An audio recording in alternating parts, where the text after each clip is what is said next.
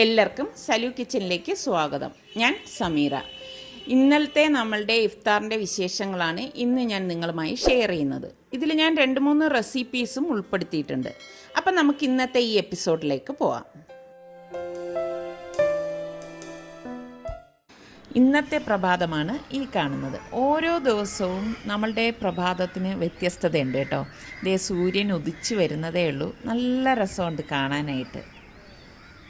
ഞാൻ ഇടയത്താഴത്തിന് എഴുന്നേറ്റപ്പോഴേക്ക് ഇഡലിക്ക് വേണ്ടിയിട്ടുള്ള അരിയും ഉഴുന്നും വെള്ളത്തിലേക്ക് ഇട്ടിട്ടുണ്ടായിരുന്നു. ഈ ഒരു കപ്പിൽ 2 കപ്പ് അരിയും 1 കപ്പ് ഉഴുന്നും 1 ടേബിൾ സ്പൂൺ ഉലുവയും കൂടി ചേർത്തിട്ടാണ് ഞാൻ വെള്ളത്തിൽ കുതിർക്കാനായിട്ട് ഇട്ടിരുന്നത്. അപ്പം ഞാനതിപ്പം ഒന്ന് അരച്ചെടുക്കുകയാണ്. ഞാനിവിടെ ഉഴുന്നും ഉലുവയും പ്രത്യേകമാണ് അരച്ചെടുക്കുന്നത്. 1 കപ്പ് വെള്ളം ഒഴിച്ചിട്ടാണ് ഞാനിത് അരച്ചെടുത്തിരിക്കുന്നത്. എന്നിട്ട് ഞാനിതുപോലെ ഒരു ബൗളിലേക്ക് ഇട്ട് കൊടുക്കും. അതുപോലെ തന്നെ ഈ എടുത്തിരിക്കുന്ന അരിയിലും ഞാൻ 1 കപ്പ് വെള്ളം ഒഴിച്ചിട്ടാണ് അരച്ചെടുക്കുന്നത്.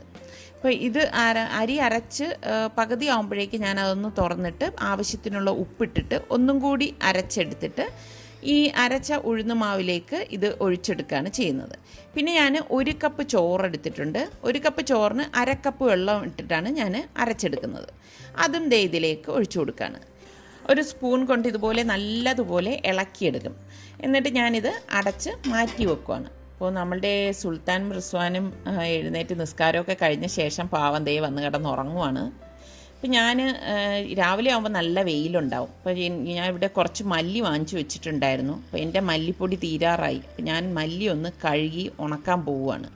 ഇപ്പോൾ എന്താ വെച്ചാൽ ഉച്ച കഴിയുമ്പോഴേക്ക് നല്ല മഴയാണ്. അപ്പോൾ ഈ രാവിലെ കിട്ടുന്ന ആ വെയിൽ മാത്രമേ നമുക്ക് കിട്ടത്തുള്ളൂ. അപ്പോൾ ഞാൻ ഈ വെയിലുള്ള സമയത്ത് ഇതുപോലെ ഉണക്കാനായിട്ട് ഇടുവാണ്. മല്ലി ആയതുകൊണ്ട് തന്നെ പെട്ടെന്ന് ഉണങ്ങിക്കിട്ടും. എന്തായാലും ഒരു 2-3 ദിവസത്തെ ഉണക്ക് വേണ്ടി വരും കേട്ടോ, അല്ലെങ്കിൽ മല്ലി ചീത്തയായി പോകും.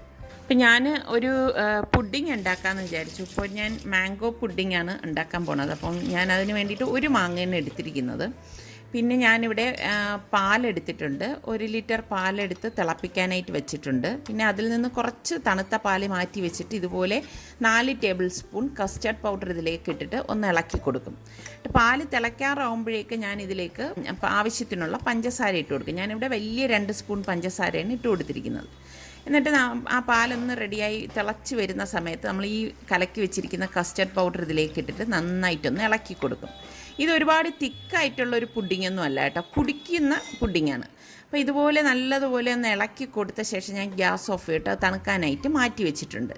അപ്പം ഞാൻ ഈ എടുത്തിരിക്കുന്ന മാങ്ങ ഒന്ന് പീൽ ചെയ്തിട്ട് ഇതുപോലെ ഒന്ന് കട്ട് ചെയ്തെടുക്കും. ഇത് ചെറുതായിട്ടോ വലുതായിട്ടോ ഇഷ്ടമുള്ള രീതിയിൽ കട്ട് ചെയ്തെടുക്കാം. നമ്മളിത് ക്രഷ് ചെയ്തെടുക്കുകയാണ് ചെയ്യുന്നത്. ഞാൻ ഇതുപോലെ ഒരു ക്രഷർ ഉപയോഗിച്ച് ഇതിനെ ഒന്ന് ക്രഷ് ചെയ്തെടുക്കും.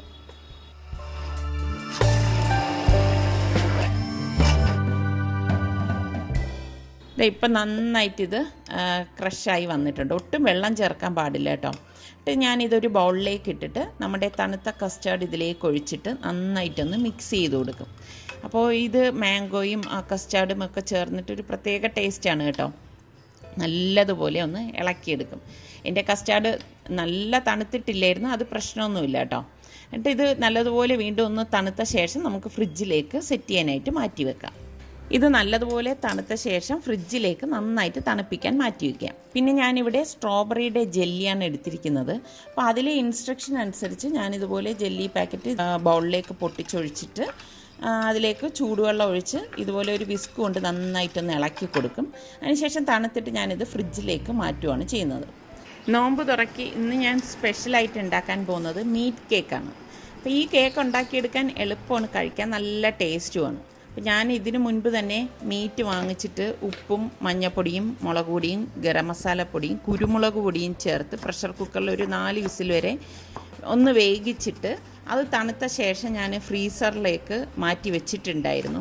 അപ്പോൾ ഇതുപോലെയുള്ള റെസിപ്പീസൊക്കെ ഉണ്ടാക്കുമ്പോൾ നമുക്കപ്പോൾ എളുപ്പമാണ് അത് എടുക്കാനായിട്ട്. അപ്പം നമുക്കിതിലേക്ക് കുറച്ച് 2 സവോളയാണ് ഞാൻ എടുത്തിരിക്കുന്നത്. സവോളയും 2 പച്ചമുളകും കുറച്ച് മല്ലിയില എടുത്തിട്ടുണ്ട്. ഇതുപോലെ സവോളയൊക്കെ ചെറുതായിട്ട് അരിഞ്ഞെടുക്കണം. കണ്ടോ, ഞാനിത് ഫ്രീസറിൽ വെച്ചിരുന്നതാണ്. ഇതുപോലെ ഓരോ ആവശ്യത്തിന് ഞാൻ കുറേശ്ശെ ഇതുപോലെ എടുക്കും. ഞാൻ ഇതിന് ഉണ്ടാക്കാൻ വേണ്ടി ഇത്രയും മാത്രമേ എടുക്കുന്നുള്ളൂ. ഇത് ഞാൻ മൈക്രോവേവിൽ വെച്ച് ഒന്ന് ചൂടാക്കി എടുത്തതാണ്.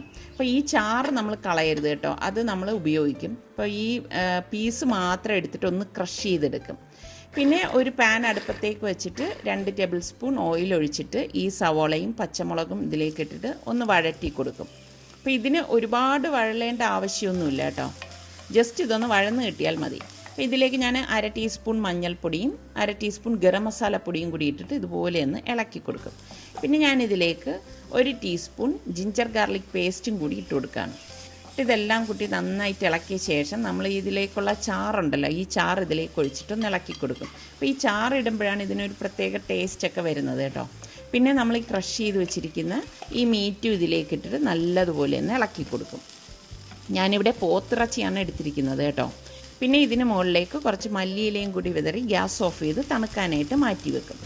ഇതിൻ്റെ ബാറ്റർ തയ്യാറാക്കാൻ വേണ്ടി ഞാനിവിടെ മിക്സിയുടെ ജാർ എടുത്തിട്ട് 3 മുട്ട പൊട്ടിച്ചൊഴിച്ച് അതിലേക്ക് 1/2 കപ്പ് ഓയിൽ ഒഴിച്ച് ഇതുപോലെ ഒന്ന് അടിച്ചെടുക്കും. റൂം ടെമ്പറേച്ചർ മുട്ട വേണം നമ്മൾ ഇതിനായിട്ട് എടുക്കാനായിട്ട്. ഒന്നടിച്ച ശേഷം ഇതിലേക്ക് ഞാൻ അടപ്പ് തുറന്ന് പാകത്തിനുള്ള ഉപ്പും 1/2 ടീസ്പൂൺ കുരുമുളക് പൊടിയും കൂടി ഇട്ടിട്ട് ഒന്നടിച്ചെടുക്കും. എന്നിട്ട് ഇതിനെ ഒരു ബൗളിലേക്ക് ഒഴിച്ചു കൊടുക്കുകയാണ് ചെയ്യുന്നത്. പിന്നെ ഞാനിവിടെ 10 ടേബിൾ സ്പൂൺ മൈദ എടുത്തിട്ടുണ്ട്. ടേബിൾ സ്പൂൺ അളന്ന് തന്നെയാണ് എടുത്തിരിക്കുന്നത്. അത് കുറേശ്ശെ ഇതിലേക്ക് ഇട്ടിട്ട് ഇതുപോലെ ഇളക്കി എടുക്കും. കാരണം ഈ മുട്ടയുടെ ആ ഒരു പത അടങ്ങാതെ നമ്മൾ ഇളക്കിയെടുക്കണം. പൊടികളെല്ലാം ഞാൻ ഇതിലേക്ക് ചേർത്ത് മിക്സ് ചെയ്ത ശേഷം ഇതുപോലെ നമ്മൾ ഈ എടുത്ത് വെച്ചിരിക്കുന്ന മീറ്റിൻ്റെ കൂട്ട് ഇതിലേക്ക് ഇട്ടിട്ട് നല്ലതുപോലെ ഇതുപോലെ ഫോൾഡ് ചെയ്ത് എടുക്കും. അപ്പം മീറ്റ് നന്നായിട്ട് തണുത്ത ശേഷമേ നമ്മളിതിലേക്ക് ചേർക്കാവൂ കേട്ടോ. പിന്നെ ഞാൻ ഇതുപോലത്തെ ഒരു സോസ് പാനാണ് എടുത്തിരിക്കുന്നത്. ഈ സോസ് പാനിലേക്ക് കുറച്ച് ഓയിൽ ഒഴിച്ചിട്ട് ഇതുപോലെ ഒന്ന് സൈഡൊക്കെ ഒന്ന് ബ്രഷ് ചെയ്ത് കൊടുക്കും. ബ്രഷ് ചെയ്ത് കൊടുത്ത ശേഷം നമ്മൾ ഈ തയ്യാറാക്കി വെച്ചിരിക്കുന്ന കേക്കിൻ്റെ കൂട്ട് ഇതിലേക്ക് ഇട്ടിട്ട് ഒന്ന് ലെവൽ ചെയ്ത് കൊടുക്കും. പിന്നെ ഡെക്കറേഷന് വേണ്ടിയിട്ട് ഞാൻ ഇതിന് മുകളിലേക്ക് ടൊമാറ്റോയും അതുപോലെ തന്നെ ക്യാപ്സിക്കം ഒന്ന് സ്ലൈസ് ചെയ്തതും പിന്നെ കുറച്ച് മല്ലിയിലയും കൂടി വെച്ചിട്ടാണ് നമ്മളിത് ഡെക്കറേറ്റ് ചെയ്യുന്നത്. പിന്നെ ഇത് അടച്ചിട്ട് ഞാൻ ഈ പാനൊന്ന് മാറ്റിയിട്ട് അടിയിലേക്ക് ഇതുപോലെ ഒരു ഉപയോഗിക്കാത്ത തവ വെച്ച് കൊടുക്കും. എന്നിട്ട് അതിന് മുകളിലാണ് നമ്മൾ ഈ സോസ് പാൻ വെച്ചിട്ട് ഇത് വേവിച്ചെടുക്കുന്നത്. അപ്പോൾ വളരെ ലോ ഫ്ലെയിമിൽ വെച്ചിട്ട് ഞാനൊരു 50-55 മിനിറ്റ് വരെ ഇത് വേവിച്ചെടുക്കുകയാണ് ചെയ്യുന്നത്. ഉച്ചയായപ്പോഴേക്ക് നല്ല മഴക്കാറ് വരുന്നുണ്ട് കണ്ടോ. അപ്പോൾ ഞാൻ മുകളിലിട്ടിരുന്ന മല്ലി എടുക്കാനായിട്ട് വന്നതാണ്. അപ്പം ഞാനിന്ന് പത്തിരിയാണ് തയ്യാറാക്കാൻ പോകുന്നത്. അപ്പം ഞാൻ എൻ്റെ ചപ്പാത്തി പ്രസ്സിൽ അതേ കണ്ടോ എൻ്റെ പ്ലാസ്റ്റിക്കൊക്കെ അങ്ങ് വല്ലാതെ അങ്ങ് നാശമായിപ്പോയി. അപ്പം ഞാനതൊക്കെ ഒന്ന് മാറ്റിയിട്ട് പുതിയ പ്ലാസ്റ്റിക് ഒന്ന് കവർ ചെയ്ത് വെക്കുകയാണ്. അപ്പം ഇങ്ങനെ കവർ ചെയ്ത് വെക്കുമ്പോഴേക്ക് പിന്നെ നമ്മുടെ ചപ്പാത്തി പ്രസ് അങ്ങനെ കേടാകത്തില്ല. പിന്നെ അതിൻ്റെ മുകളിൽ ഞാൻ ഇതുപോലെ ഒരു കവർ കൊണ്ട് വീണ്ടും ഒന്ന് കവർ ചെയ്യും. പിന്നെ ഞാൻ ഇതുപോലെ ഒരു മീതെ വീണ്ടും ഒരു കവർ വെച്ചിട്ടാണ് ഞാൻ പത്തിരി പ്രസ് ചെയ്തെടുക്കുന്നത്. അപ്പോൾ പത്തിരിയുടെ വെള്ളം ഇവിടെ തിളയ്ക്കുമ്പോഴേക്ക് ഞാൻ പാകത്തിനുള്ള ഉപ്പും ഇട്ട് നമുക്ക് പാകത്തിനുള്ള മാവ് ഇതിലേക്ക് ഇട്ടിട്ട് നന്നായിട്ടൊന്ന് ഇളക്കിയെടുക്കും. നമ്മളുടെ കേക്ക് ദേ ഇവിടെ റെഡിയായി വരുന്നുണ്ട്. അപ്പം ഇത് ഇളക്കിയ ശേഷം ഞാൻ ഇതുപോലെ വലിയൊരു താലത്തിലേക്ക് ഈ മാവിനെ ഒന്ന് മാറ്റും. എന്നിട്ട് ചൂടോടെ തന്നെ ഇതൊന്ന് കുഴച്ചു കൊടുക്കും. ഇടയ്ക്കിടയ്ക്ക് തണുത്ത വെള്ളത്തിലൊന്ന് കൈയൊന്ന് മുക്കി കൊടുക്കും കേട്ടോ. ഇത് ചൂടോടെ കുഴച്ചാൽ മാത്രമേ പത്തിരി നല്ല സോഫ്റ്റ് ആവത്തുള്ളൂ. അപ്പം നമ്മളുടെ കേക്ക് ദേ ഇവിടെ റെഡി ആയിട്ടുണ്ട്. ഇത് കാണുമ്പോൾ തന്നെ അറിയാം. വളരെ ലോ ഫ്ലെയിമിൽ വെച്ചിട്ടാണ് ഞാനിത് തയ്യാറാക്കിയെടുത്തത് കേട്ടോ. അപ്പോൾ ഒരു ടൂത്ത് പിക്ക് കൊണ്ട് ദേ നമ്മളൊന്ന് കുത്തി നോക്കുമ്പോഴേക്ക് അതിൻ്റെ സെൻറ്ററിൽ ദേ ഒന്നും വന്നിട്ടില്ല, ക്ലിയർ ആയിട്ടാണ് വന്നിരിക്കുന്നത്. അതായത് കേക്ക് തയ്യാറായെന്നാണ് അർത്ഥം. ഇതേ കണ്ടോ, ഞാനിതൊരു പ്ലേറ്റിലേക്ക് മാറ്റിയതാണ്. നല്ല ഭംഗിയുണ്ടല്ലേ കാണാനായിട്ട്. ഇതിനെ ഒന്ന് തിരിച്ച് വെച്ച് കൊടുക്കുകയാണ് ഞാൻ. അപ്പം നമ്മളുടെ മീറ്റ് കേക്ക് റെഡിയാണ്. അപ്പോൾ ഞാൻ വീണ്ടും വന്നിട്ട് ഈ മാവ് നന്നായിട്ട് വീണ്ടും ഒന്ന് കുഴച്ചെടുക്കുകയാണ്. ഇതുപോലെ ഒന്ന് ഉരുട്ടിയിട്ട് ഇതുപോലെ ഈ പ്രസ്സിൽ വെച്ചിട്ടൊന്ന് പ്രസ് ചെയ്തെടുക്കും. എളുപ്പത്തിനാണ് ഇങ്ങനെ ചപ്പാത്തി പ്രസ്സിൽ വെച്ച് പ്രസ് ചെയ്തെടുക്കുന്നത്. അപ്പോൾ ഇതുപോലെ വേണം നമ്മളിത് പരത്തിയെടുക്കാൻ. ഈ സമയം ഞാൻ പാൻ ചൂടാക്കാൻ വെച്ചിട്ടുണ്ടായിരുന്നു. ഈ പാനിലേക്ക് നമ്മൾ ഈ പരത്തി വെച്ചിരിക്കുന്ന മാവ് ഇട്ടിട്ട് ഇത് ചുട്ടെടുക്കുകയാണ് ചെയ്യുന്നത്. എളുപ്പത്തിന് വേണ്ടിയിട്ട് ഞാനിവിടെ 2 പാൻ എടുത്ത് വെച്ചിട്ടുണ്ട് കേട്ടോ.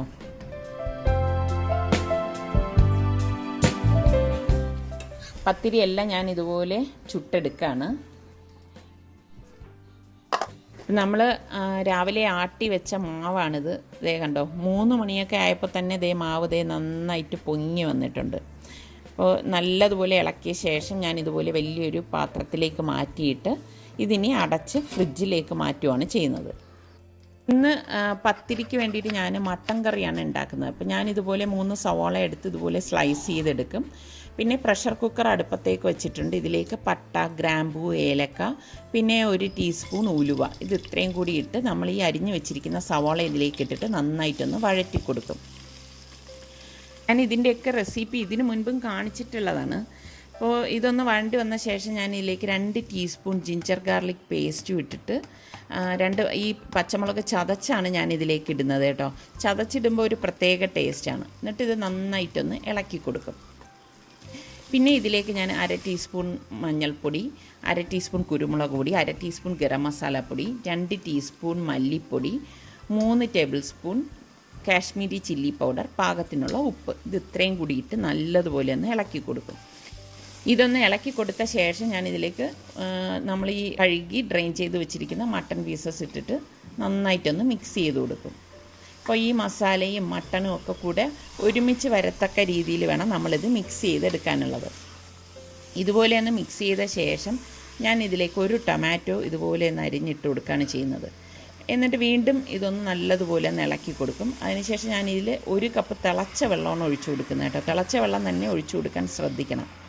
അപ്പോൾ ഇത് ഞാൻ കുറച്ച് ഗ്രേവിയോട് കൂടിയാണ് ഉണ്ടാക്കുന്നത്, അതുകൊണ്ടാണ് വെള്ളം ചേർത്തത്. പ്രഷർ കുക്കർ മൂടിയിട്ട് വിസിലിട്ട് ഒരു 4 വിസിൽ വരെ ഇത് വേവിച്ചെടുക്കും. അപ്പോൾ നോമ്പ് തുറക്കാനുള്ള സമയമായിട്ടുണ്ട്. അപ്പോൾ ഞാൻ ഫ്രിഡ്ജിൽ നിന്ന് കസ്റ്റാർഡും അതുപോലെ തന്നെ ജെല്ലിയും എടുത്തുകൊണ്ട് വന്നു. ഇതുപോലെ ഗ്ലാസ്സിലേക്ക് കസ്റ്റാർഡ് ഒഴിച്ചിട്ട് ജെല്ലി ഇതിന് മീതെ ഇട്ട് കൊടുക്കും. ഇതുപോലെ ജെല്ലി ഇട്ട് കൊടുത്ത ശേഷം ഞാൻ കുറച്ച് മാങ്ങയും കൂടി ഇട്ട് കൊടുത്തിട്ടുണ്ടായിരുന്നു കേട്ടോ. പിന്നെ ഗ്രേപ്പ് ജ്യൂസാണ് ഇന്ന് തയ്യാറാക്കിയത്. അപ്പോൾ ഇതൊക്കെയാണ് ഇന്നത്തെ നമ്മളുടെ നോമ്പ് തുറ വിശേഷങ്ങൾ. അപ്പോൾ നിങ്ങൾ മീറ്റ് കേക്ക് ട്രൈ ചെയ്യാത്തവർ ട്രൈ ചെയ്ത് നോക്കുക. നല്ല അടിപൊളി ടേസ്റ്റാണ് കേട്ടോ.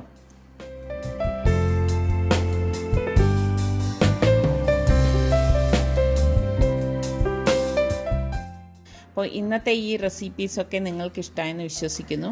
അപ്പോൾ ഇനി നമുക്ക് അടുത്ത നല്ല റെസിപ്പിയുമായി വരുന്നത് വരെ എല്ലാവർക്കും ബൈ.